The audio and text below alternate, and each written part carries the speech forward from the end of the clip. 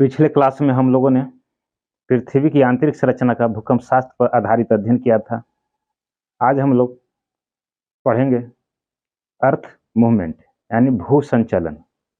इससे पहले अभी तक जो कुछ भी हमने पढ़ा है उस पर आधारित कुछ प्रश्नों को देखते हैं। इसके बाद हम लोग शुरू करेंगे अर्थ मूवमेंट। ठीक है, आइए कुछ हम लोग प्रश्नों को देखते हैं।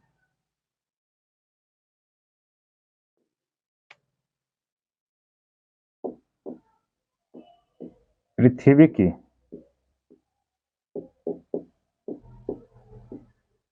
आंतरिक परतों का घनत्व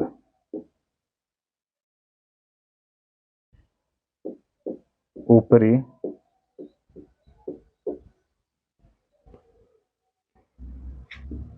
परतों की अपेक्षा होता है। ऑप्शन ए कम, ऑप्शन बी अधिक, ऑप्शन सी बराबर और ऑप्शन डी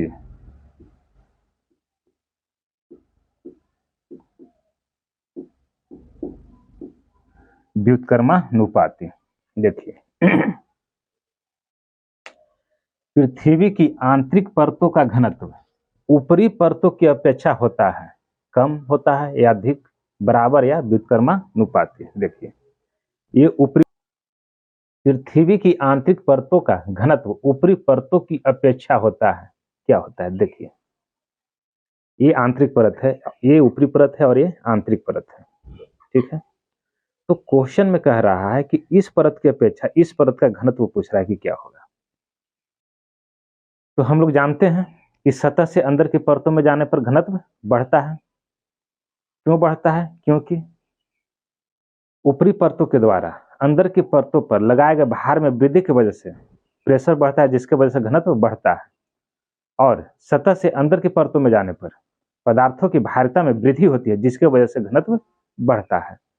तो कुल मिलाकर कहने का मतलब यह हुआ कि सतह से अंदर की परतों में जाने पर घनत्व बढ़ता है। तो ऊपरी परत की अपेक्षा आंतरिक परत का घनत्व क्या हो जाएगा? अधिक हो जाएगा। तो ऑप्शन नंबर कौन सा हो जाएगा? बी हो जाएगा, ऑप्शन बी। ठीक है, चलिए अगला प्रश्न देखिए।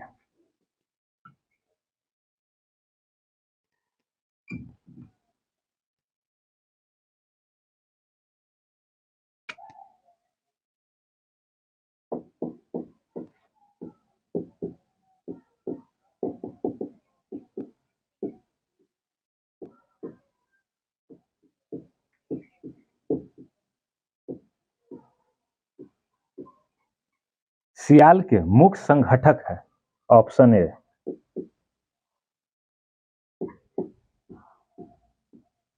सिलिका और मैग्नीशियम। सिलिका और मैग्नीशियम। ऑप्शन बी निकेल और iron. Option C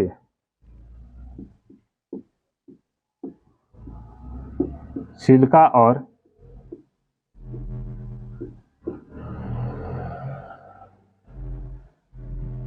aluminium. Option D इनमें से कोई नहीं। सियाल का मुख्य संघटक पूछ रहा है। आप लोगों ने पढ़ा है कि क्रस्ट को सियाल परत कहा जाता है क्योंकि इसमें सिलिका और एल्युमिनियम की मात्रा अधिक होती है। तो इसका मुख्य संघटक क्या हो जाएगा? सियाल का सिलिका और एल्युमिनियम। तो देखिए कौन सा ऑप्शन में है? सी में है, सिलिका और एल्युमिनियम। ठीक है, अब देखिए अगला प्रश्न। अभी तक जो कुछ भी हमने पढ़ा है उसी पे आधारित सारा के सारा प्रश्न को देखना है ना। आइए अगला क्वेश्चन।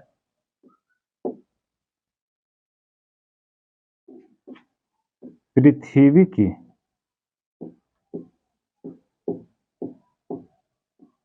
उत्पत्ति संबंधी, पृथ्वी की उत्पत्ति संबंधी स्रोत के अंतर्गत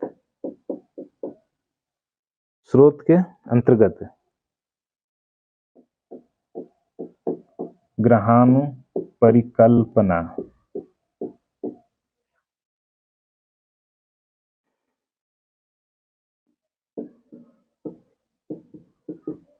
परिकल्पना के अनुसार पृथ्वी के कोर यानी कि केंद्र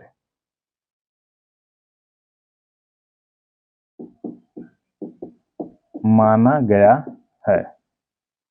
ऑप्शन ए में देखिए तरल, ऑप्शन बी ठोस, ऑप्शन सी गैसीय, ऑप्शन डी इनमें से कोई नहीं। देखिए पृथ्वी की उत्पत्ति संबंधी स्रोत के अंतर्गत ग्रहाणु परिकल्पना के अनुसार पृथ्वी के कोर को माना गया है। तो कोर जो है किस अवस्था में है? आप लोगों ने पढ़ा है कि क्रस्ट मेंटल ठोस अवस्था में होती है, आउटर कोर तरल अवस्था में और इनर कोर जमी हुई अवस्था में यानी कि ठोस अवस्था में। तो यही तो पूछ रहा है केंद्र, तो इनर कोर ही तो पूछ रहा है कि किस अवस्था में है। तो ठोस अवस्था में। ठोस अवस्था में क्यों है? क्योंकि देखिए सतह से अंदर की परतों में जाने पर टेम्परेचर और प्रेशर दोनों बढ़ता है, लेकिन टेम्परेचर की तुलना में प्रेशर वहां ज्यादा बढ़ जाता है, जिसके वजह से उसके कण जो है पास पास आ जाता है, यानी कि ठोस अवस्था में होता है। ठीक है, बी आंसर हो गया। चलिए अगला प्रश्न को देखिए।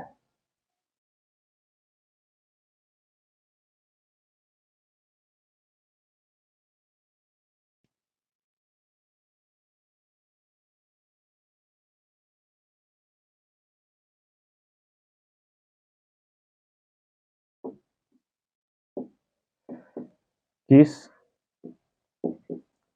भूकंपीय तरंग की गति, किस भूकंपीय तरंग की गति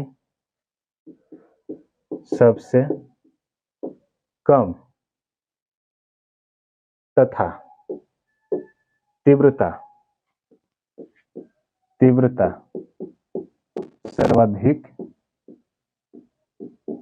होती है? ऑप्शन ए एल तरंग, ऑप्शन बी पी तरंग, ऑप्शन सी एस तरंग और ऑप्शन डी इनमें से कोई नहीं। देखिए किस भूकंपीय तरंग की गति सबसे कम तथा तीव्रता सर्वाधिक होता है? तो भूकंपीय तरंगे हम लोगों ने पढ़ा था कौन कौन होता है, पी तरंग, एस तरंग और एल तरंग। पी तरंग को प्राथमिक तरंग कहते हैं क्योंकि यह जो है पी तरंग जो है सतह पर सबसे पहले पहुंचती है, जिसके वजह से पी तरंग को प्राथमिक तरंग, जबकि वही एस तरंग को द्वितीयक तरंग कहते हैं। क्यों? क्योंकि सतह पर एस तरंग जो है पी तरंग के बाद पहुंचती है, वही जबकि एल तरंग को सतही तरंग कहा जाता है क्योंकि एल तरंग सतह के समीप चलती है, जिसके वजह से एल तरंग को सतही तरंग बोलते हैं। पी तरंग ध्वनि तरंग के समान अनुदैर्ध्य तरंग होती है क्योंकि इसमें कणों का कंपन तरंग के दिशा के समानांतर होती है, जिसके वजह से पी तरंग की गति सर्वाधिक जबकि पी तरंग की तीव्रता कम होती है। वही एस तरंग की अगर बात करें, एस तरंग प्रकाश तरंग के समान अनुप्रस्थ तरंग होती है क्योंकि इसमें कणों का कंपन तरंग की दिशा के लंबवत होती है, जिसके वजह से इस तरंग की गति पी तरंग की अपेक्षा कम लेकिन एस तरंग की तीव्रता पी तरंग की अपेक्षा अधिक होती है। वही एल तरंग की बात करें तो एल तरंग जो है अनुप्रस्थ भी हो सकती है और अनुदैर्घ्य भी हो सकती है। एल तरंग सतह के समीप चलती है जिसकी वजह से इसकी तीव्रता सर्वाधिक होती है जबकि गति सबसे कम होती है। तो एल तरंग की जो है तीव्रता सबसे ज्यादा और गति सबसे कम, ठीक है। तो कौन हो जाएगा? एल तरंग। किस भूकंपीय तरंग की गति सबसे कम तथा तीव्रता अधिक होती है? तो एल तरंग की, ठीक है। क्यों? क्योंकि एल तरंग जो सतह के समीप चलती है जिसके वजह से इसकी तीव्रता अधिक होती है और इसकी गति कम होती है। चलिए, हो गया। अब अगला प्रश्न देखिए।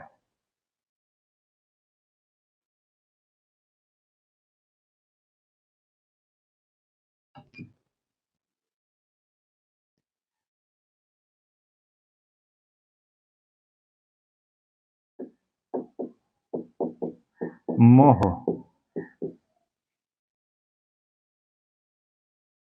मोह असंबद्धता मोह असंबद्धता अलग करती है। ऑप्शन ए, मोह असंबद्धता अलग करती है क्रस्ट तथा मेंटल को। ऑप्शन बी,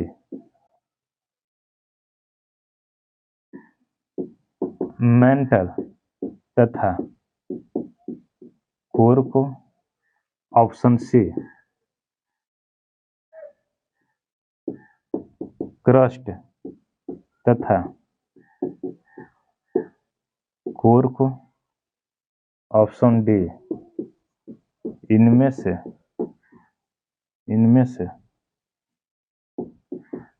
कोई नहीं। इनमें से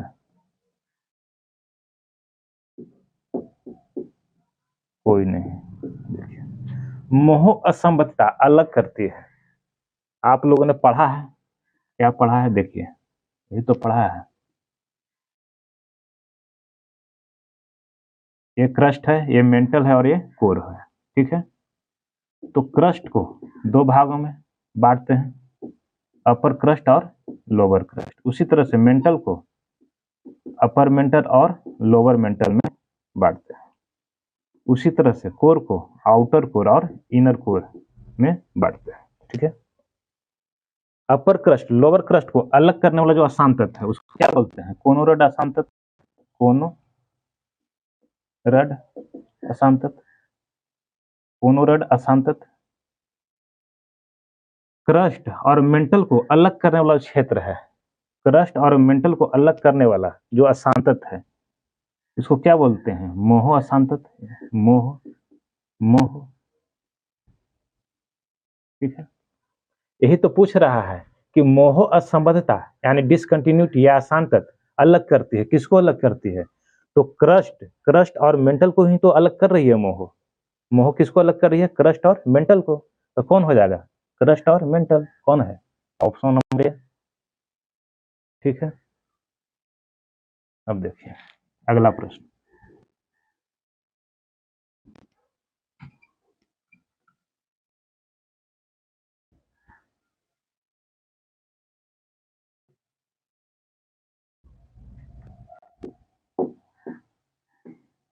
महाद्वीपीय महाद्वीपीय क्रस्ट का निर्माण। महाद्वीपीय क्रस्ट का निर्माण किन चट्टानों से मिलकर हुआ है? ऑप्शन ए, बसाल्ट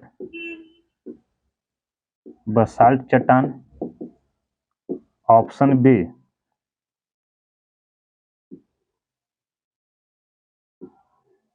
अवसादी चट्टान। ऑप्शन सी, ग्रेनाइट चट्टान। और ऑप्शन डी, इनमें से कोई नहीं। ठीक है, देखिए महाद्वीपीय क्रस्ट का निर्माण किन चट्टानों से मिलकर हुआ है? महाद्वीपीय क्रस्ट का निर्माण, तो आप लोगों ने पढ़ा था कि क्रस्ट को सियाल परत कहा जाता है। क्यों? क्योंकि इसमें सिलिका और एल्युमिनियम की मात्रा पाई जाती है। क्रस्ट को सियाल परत कहा जाता है क्योंकि इसमें सिलिका और एल्युमिनियम की मात्रा पाई जाती है। ठीक है, तो सियाल जो परत था वह किस चट्टान से बना था? ग्रेनाइट चट्टान से, ग्रेनाइट चट्टान से। और ये ग्रेनाइट चट्टान के द्वारा किसका निर्माण हुआ है? महाद्वीपों का निर्माण हुआ है। तो वही चीज तो पूछ रहा है कि महाद्वीपीय क्रस्ट का निर्माण किन चट्टानों से हुआ है? तो ग्रेनाइट चट्टान। कहाँ है ग्रेनाइट? ऑप्शन सी में, देखिए। ठीक है, अगला प्रश्न।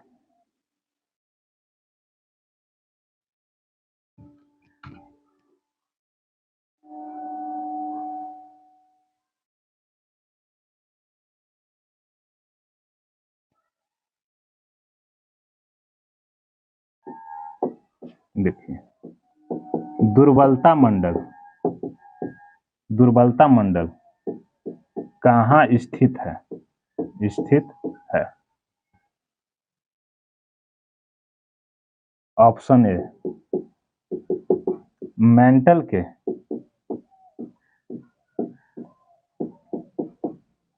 निचले भाग में। ऑप्शन बी, क्रस्ट के ऊपरी भाग में। ऑप्शन सी, कोर के निचले भाग में। और ऑप्शन नंबर डी, मेंटल के ऊपरी भाग में। ऊपरी भाग में। देखिए, दुर्बलता मंडल कहाँ स्थित है? जरा समझिए इसको। आप लोगों ने पढ़ा था, क्या पढ़ा था? देखिए,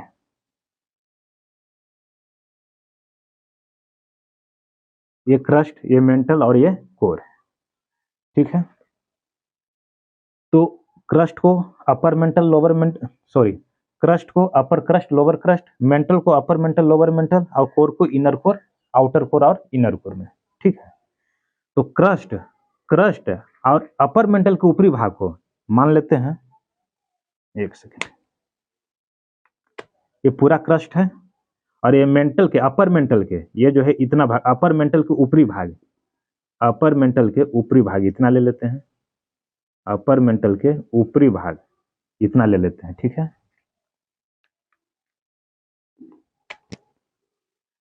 यहां से लेकर यहां तक।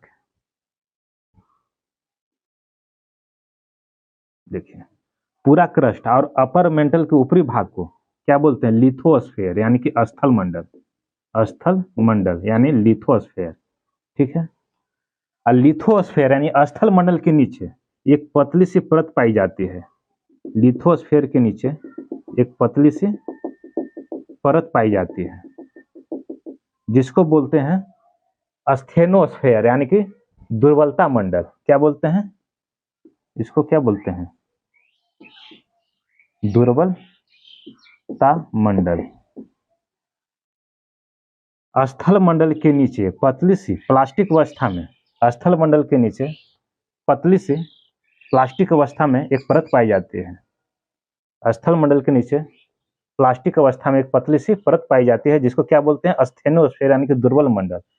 इसी दुर्बल मंडल के बारे में तो पूछा है कि ये दुर्बल मंडल जो है कहाँ अवस्थित है। तो दुर्बल मंडल कहाँ अवस्थित है? तो मेंटल के ऊपरी भाग में है। मेंटल के ऊपरी भाग में, तो कौन सा ऑप्शन हो जाएगा? ये वाला।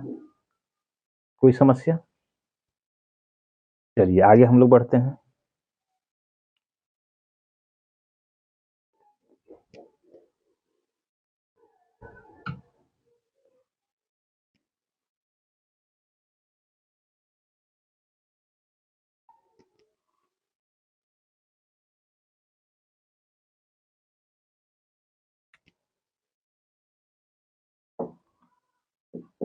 कोर के आंतरिक भाग का, कोर के आंतरिक भाग का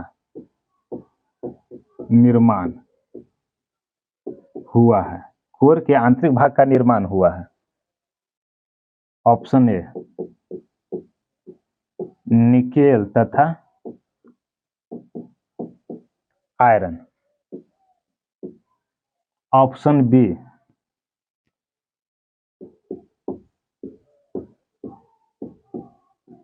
सिलिका तथा मैग्नीशियम। Option C